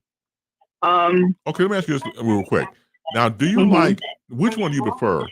The traditional spaghetti with the noodles and the sauce and then the meat, or do you like all mixed up? I like both. Okay. Both ways. Yeah. I cook them. I mean, when I cook it though, I do it separate. Mm-hmm. Mark's not into meat sauce like that. Yeah. He likes the meatballs already together. I like mine all smushed together. See, right. Yeah. I've been to more traditional Italian restaurants, and I've been to, I like Olive Garden. Yeah. But I've been to real expensive. The place I went to my birthday last year that my cousin, who's the chef that took me, we went to a real nice place downtown, and I cannot think of the name right now. But that's all right. You're old. It was really nice. Nice atmosphere. And I wasn't the only person that was celebrating a birthday either. Oh, cool.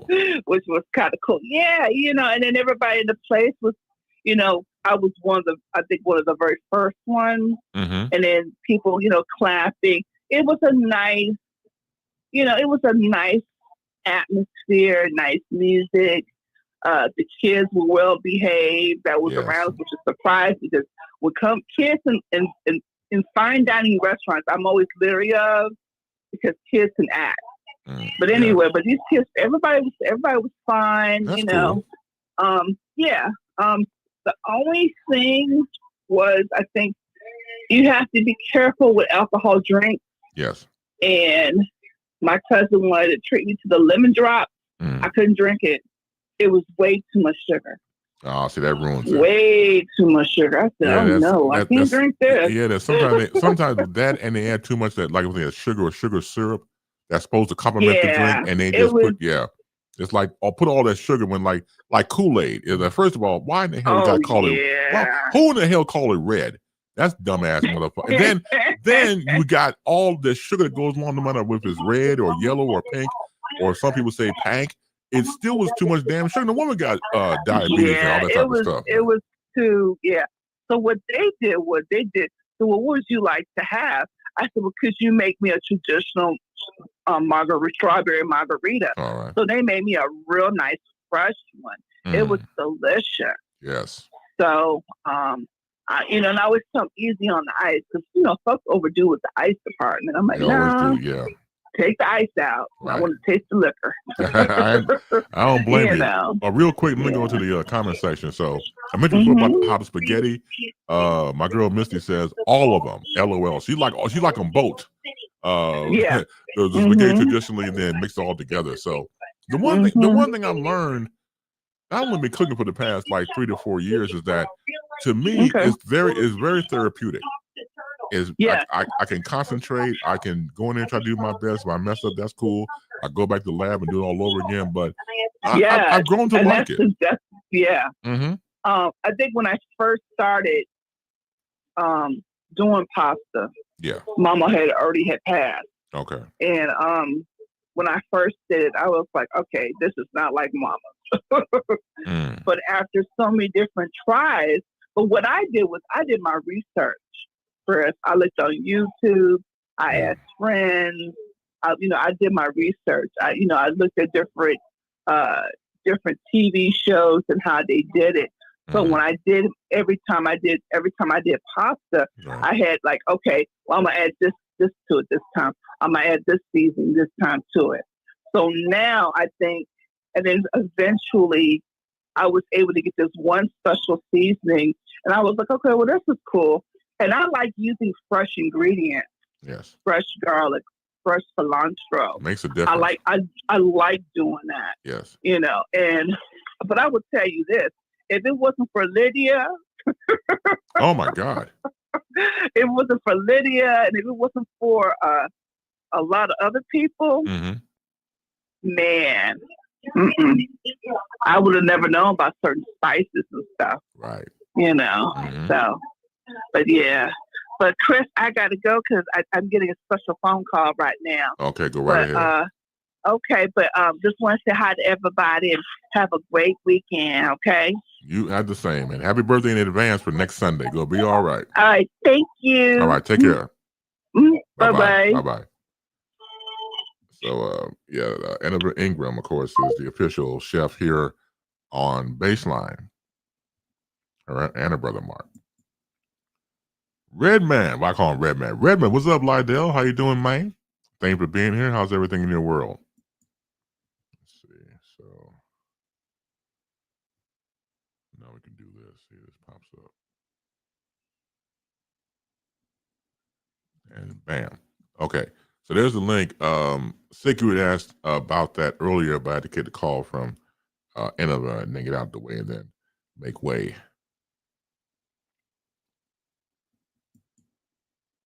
Y'all making me hungry. Well, that's what we do here on BaseLine. We sit here and we eat. We talk about eating, and then we gain weight by eating. We get fatter and fatter and fat, y'all, if we ain't careful. So, so that's always been a staple here on the show. I noticed once again that people will come out and talk about food. It never fails. I talk about food, people go out the woodwork. Oh, man, I remember back in the day, I had me a ham sandwich. I'm like, well, damn, that was 25 years ago. That was a good-ass sandwich, though. It never fails. Food brings people together. Oh, man. All good in the hood. Lydell, good to hear, brother. Lydell's a good brother, man. One of the most realest brothers I know. And once again, man, just keep doing you, man, because ain't nobody else like you. I sound like a black version of Mr. Rogers now. There's no one else in the whole world like you. So don't fuck it up. Oh, man. So let's see. So, Sick or anybody else out there. Now, here's the link. Once again, what I said before, Sick, I had to get to the call of Innova. If you're still here in the comment section, there's a link for you or anybody else out there want to use the link to come on through. Once again, it's free your mind. Anything you want to talk about, anything that's on your cranium, that we can help you out with. Anything that you want to talk about food, and keep that conversation going. Not a problem. Not a problem at all. Yeah. For those of you who heard the call earlier, Walter had called before Innova, and he called twice. He called the first and the second time. We want to talk about former Vice President Cheney, who passed away recently, and he wanted me to say his first name. I said it already. I'm not gonna repeat it. Yeah, and then at the nerve get upset because I wouldn't say his first name. So I'm telling you, it is very, very interesting, to say the least. Okay,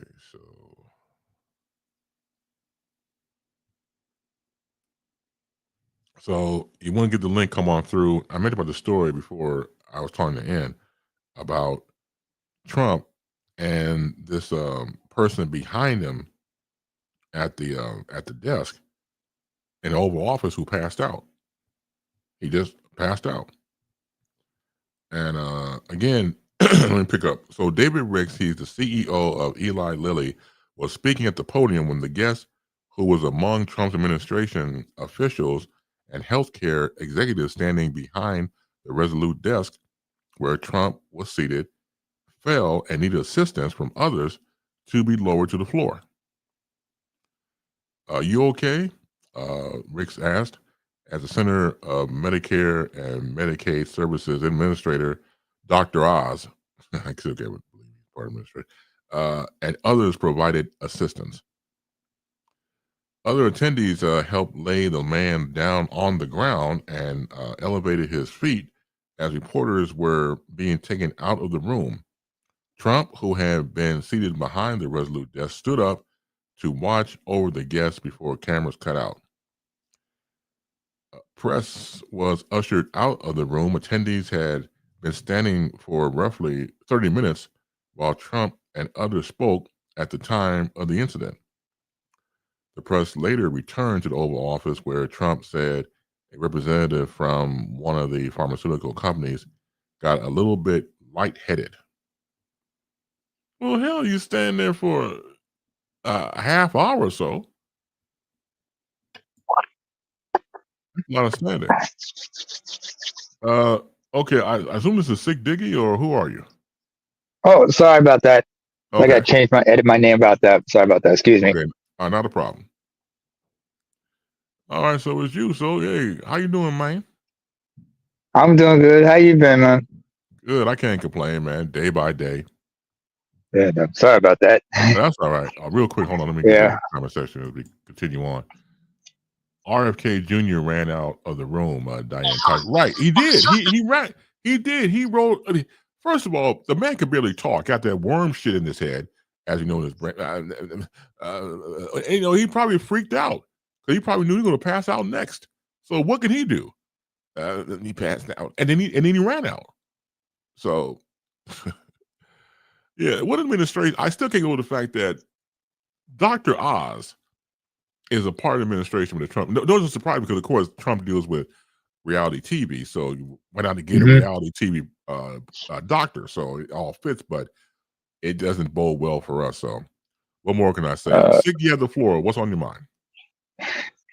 Well, before we ask my question, I just want to know one thing. When RFK Jr. ran out the room, did he ran out the same way Mike Pence ran out of the room if there was just a woman in there? Your guess is as good as mine. your guess is good. I shouldn't do that to a former Vice President Pence, but yeah. That's scary. I mean, really, this whole thing is once again bizarro world in 3D. Yeah. I've been okay. Just been it's been an interesting first week of November. Mm-hmm. I mean, it over here, whoo, man, for the past couple of years, past few years, they've been taking Black Friday to the extreme. We don't have a Black Friday. Before we used to have a Black Week. Yeah. But now we have a Black Month. So we have a Black Month, Black Week, Black Friday, Cyber Monday, and then everything's just cool from then onwards. But I'm just looking at anybody who starts playing Christmas songs, and I'm telling them, look here. The only time I want to right now this month, the only time I want to hear Mariah Carey is if she's doing that remix of the song "Fantasy" with ODB, or if she's Mhm. playing "One Sweet Day" with Boys to Men, or Yeah. maybe when she was featured with Luther on their cover with their version of Diana and Lionel's "My Endless Love." Yeah. Okay, I I don't go want to along with hear that. Mariah right now. No, I'm cool with ODB, Old Dirty Bastard. Me and Yes, Mariah, yes, yes. open like Go baby back said, like baby, pacifiers. pacifier. Yeah, I'm Hope with the that. dog no liar. I I'm remember the I'm with song. them on that. I'm with them on that. That's why I want to hear Mariah. But now, I mean, like, and we talked about this on the precursors past Wednesday. So a lot of stations, especially iHeartMedia and Air Corporation, have went Yeah. early. They've been early for the past few years now to start the Christmas music right at November 1st, no later than November 2nd. Prior to Mhm. that, years prior, they would start that right after Thanksgiving and then play Christmas music until New Year's Eve. And then lastly, with New Year's Yeah. Eve, and then go into regular programming on January 1st. But they want to get that line of money so quickly. Mhm. Let's begin it early. So you know they got to sell early just to get the people to get sign on board to have commercial time to get on the station early.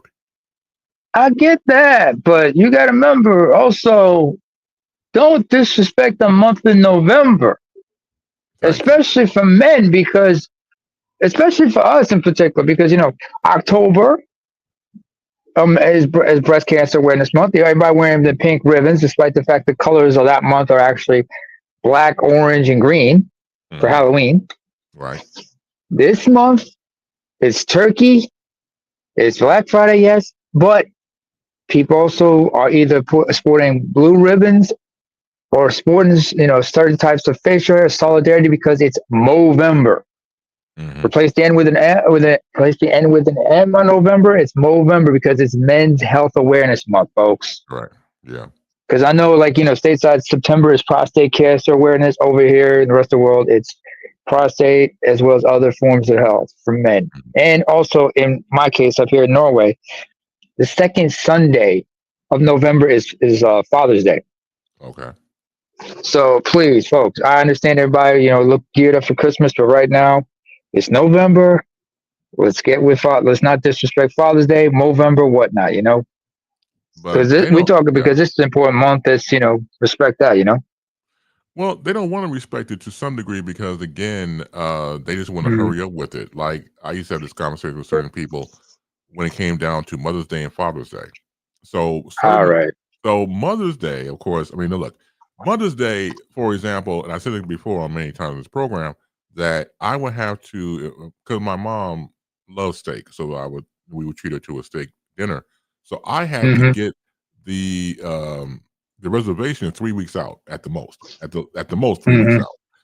When it was Father's Yeah. Day, for me to have steak, we just walked the fuck in. Walk right into the establishment. Tumbleweeds are going past us because ain't nobody been there since anybody, and it just goes to show you. So, and rightfully so. What I have an issue with certain women is that, and don't be wrong, Hmm. I understand about, but then it's like, okay, I've been a mother and a father to my child. Okay, so you want to Okay. celebrate both days. And some women want to. I'm like, okay, can we at least have this one day? Us fathers, What? can we at least have this one day? I don't knock any woman that was single, that was raising child or children on their own. I commend you. You are Hmm. the salt of the earth.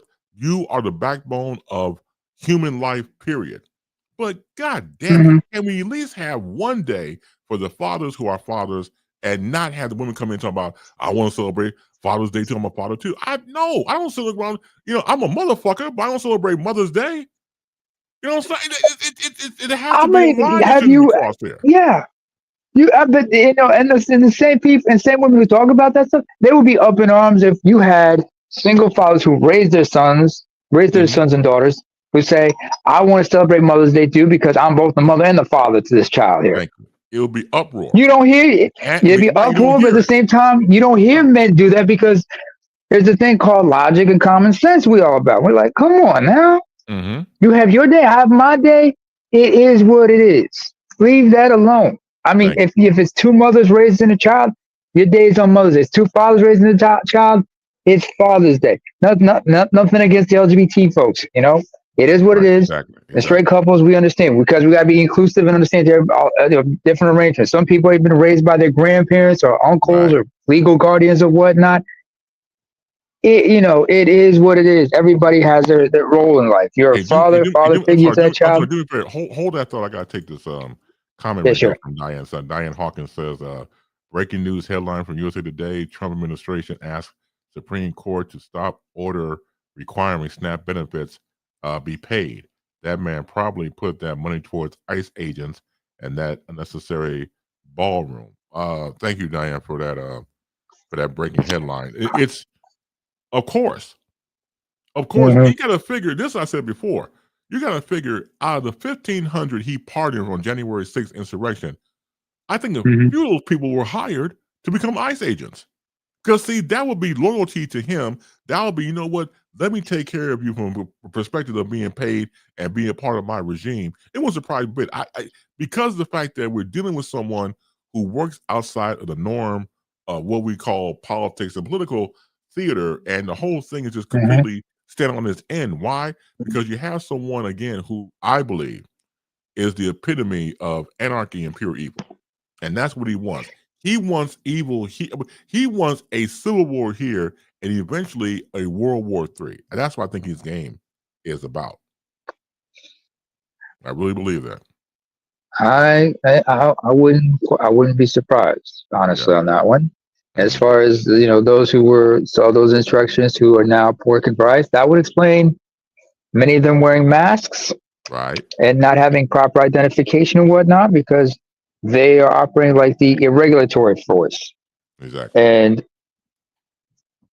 And honestly, the problem with the whole and there've been like complaints about ICE agents. There've been people out there impersonating ICE agents, and there's nobody like saying, okay, we need to have some kind of protocol when we conduct these raids and whatnot. But no, off the books, free hand, do Yeah. what you want. I'm not surprised by that mess. But Yeah. yeah, I mean, I got family stateside, and I asked them about what's going on because many of them are green card holders. Well, actually, nowadays most of them are U.S. citizens, naturalized or born, and a lot of them are just like concerned about how things are. Mhm. Because Yeah. I'm sure, like they understand. It's like, hey, you have to watch your step because you never know when you might come across these people, and next thing you know, you're gonna see something might happen. I pray nothing bad happens, but if say somebody were to die in ICE agents' custody or something like that, there's going to Mhm. be some uproars. There's going to be questions going to be asked. Yes.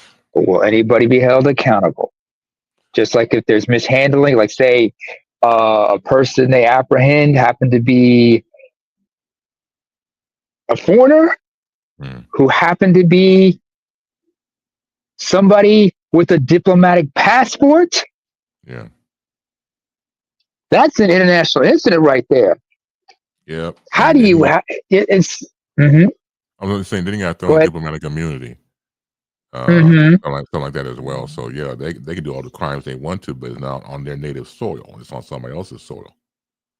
If that But was if the case, if they committed, that's an international incident right there, and right, you're going to see a diplomatic uproar right as such. So right, I don't know. Sometimes because you got to ask, at what point do they stop this? This is like I forgot the name of the gentleman during during like the Red Scare congressional hearings during the McCarthyism of the 50s, hmm and he said and I guess he basically knocked some sense into people when he said to Joe McCarthy, Senator McCarthy, have you no dignity? yes, I know Does the exactly. United States government have no shame, no dignity? What the, because Yeah, that was like one of the You're reasons letting why. hysteria. Yeah, I know you're talking about Mm-hmm. that was very historic and a game changer when you look Mm-hmm. at historical situations. So traditionally, we should learn from the past, but I think a lot of people don't want to learn from the past because they don't want to take time out to see what made things work, what made things to get to really be very meticulous to go back in the Mm-hmm. time and see what worked then that could possibly work now. And I think it just requires too much brain power. It's too much like right, and most people don't have the time for it or do not want to make time for that. And that's where we are right now. That's why Yeah. I believe we just have a lot of us being rugged individualists. And for those of us who can find like-minded people, as long as we don't hurt Mm-hmm. anybody, as long as we're not trying to go out here and do the most, then that's cool. It's always been like that. But when you try to stronghold people to believe what you want to believe in, because we've seen people who are not even here illegally get scooped up by ICE agents and things like that, and just this whole once again U.S. anarchy that's coming out of the government. So we need to be extremely careful because it's not just ICE people from from the people from the standpoint of ICE agencies. They come at the people of color. Period. That means you, me, or anybody else in this country. Because again, that's the thing about it is to eradicate. When you talk about stuff like "Let's make America great again," you talk about going back into time and making it white again and making it white superior prophecies and white superiority. Period. Thus, Project 2025. So they had the right puppet in Trump, Mm-hmm. execute all these type of things, and people of color, or it doesn't matter if people of color, but I think we're going to get it next, if not now, and it's a matter of time, because when you're able to strike fear into people, for Mm-hmm. example, his own party is chicken shit because they couldn't even come out and say anything positive about the passing of Vice President Dick Cheney for fear of if they said something that they would feel the backlash of Trump. So he got it all by the short and curlies. And that's sad. They mean to say there's not one Mm-hmm. person out of all of y'all that sit back and say, you know what? I don't give a fuck who he is. This is Mm-hmm. wrong. And I don't know if they've been silenced or what. It just seems to me that there's always one who stands against the tide. That's in history. That's in life. That's in books. It's in movies and television. There's Mm-hmm. always one who doesn't along to go along. And so that person is probably out there, or maybe they have been silenced because of the fact they got about is like one and a gazillion other Trumpites that will follow him to the Mm-hmm. gates of hell. But all of this deals with knowing your surroundings and asking Yeah. questions. And the fact that a lot of people I see to some degree are not asking questions is going on to go along. Once again, I'm very thankful what happened this past election between New York, New Jersey, and Virginia. I'm Mm-hmm. very happy that we saw what happened on No Kings protest that weekend. It was a wonderful thing to see. Yeah. People continue to speak. Yeah. They I continue get to that. And mhm. I mean, that raises a lot of questions. Like you said, somebody just speak out. Like my question is, who is this generation's Edward R. Murrow? You know, we think about that because That's kind of somebody spoke out yeah. against this. No, go ahead. You're right. Go ahead. Who is this generation's Edward R. Murrow? Or I can use another example. If you might remember the late Sir David Frost, Yes. he was a British who, and remember his iconic interview in the 70s with Richard Nixon, Yes. a historical event. Is there anybody of that caliber of journalism ready to step up and do what's needed? I doubt it, especially No. considering how the landscape has changed. Well, yeah, because Trump wants to control all media outlets, so you're not going to have Mm-hmm. those Edward R. Murrows or David Frost, from Great Britain and things like that. What you're going to have, and is emerging now, is once again rugged individualists who are doing podcasting, Mm-hmm. who are doing podcast videos. That will become the news because now everything will be Mm-hmm. underground. If we're looking at what he's Uh, done to ABC, what he's done to CBS in particular, and things of that nature, want to go after all these late night hosts because he can't take a joke, then again, infringing on the First Amendment right of free speech, what's going to mm-hmm. happen? And once again, I believe it's happening currently as we speak, that you will Mm-hmm. have an emergence of freedom writers from the standpoint of rugged individualists who are doing podcasting, Mhm. and people out there can find out what truths they want to believe in. And I think that's where we That's are right true. now. Yeah. And you look at history and you look at the back of the past and everything, you realize it wasn't as great as people try to make out to be. Yeah, you had this, that, and the third, but it wasn't all sunshines and sunshines and rainbows. I Right. mean, Correct. you go back to like, I mean, especially considering I've been doing this, like, just like putting two and two together, just looking back at history, like 16th and 17th century Europe, Hmm. and how it ties with the Americas. Because remember, at that time, you saw British, primarily British as well as Spanish imperialism in the Americas, battling it out for control, and what was their definition of white supremacy. Right. And what was intertwined with that was the fallout of the Protestant Reformation. Hmm. Because you think about it, like when it comes to immigration to the United States, which nationalities of Europeans had it the roughest? The ones who had an easier time were usually folks who were non-Latin or non-Romance. Right. I'm talking about the Dutch, the Scandinavians, the Germanics, because they like the Anglicans, they were predominantly Protestants. Yeah. Those who had it harder were those who came from southern Italy, parts of Eastern Europe, because they were primarily Catholics. Some people don't want to talk about that divide, Well, real or quick, to a lesser extent, Orthodox. let me Go say ahead. this because I'm running over time. I started late. I wanted to give you some time to come All on right. and be fair. So let me say this before we part Appreciate company. that. Thank you. So the thing about is that, as you know, Sick, we've Mm-hmm. always been whitewashed out of history. Always. Mm-hmm. So when you look at, for example, Ludwig von Beethoven, who was one of the greatest composers of his era, he was half German, half African. Because they always with the frightening, hair. Yeah, because it was nappy. He was a nappy head dude. That's why he had all that that's why he had the hair.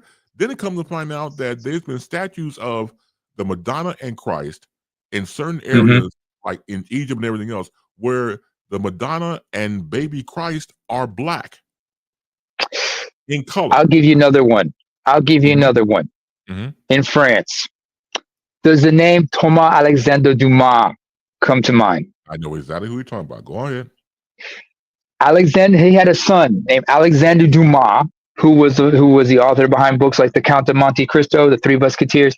Right. This is a man who was biracial, but was passé blanc. His father, who was born in Haiti, the son of who was a mulatto child of a French slave owner, and his African slave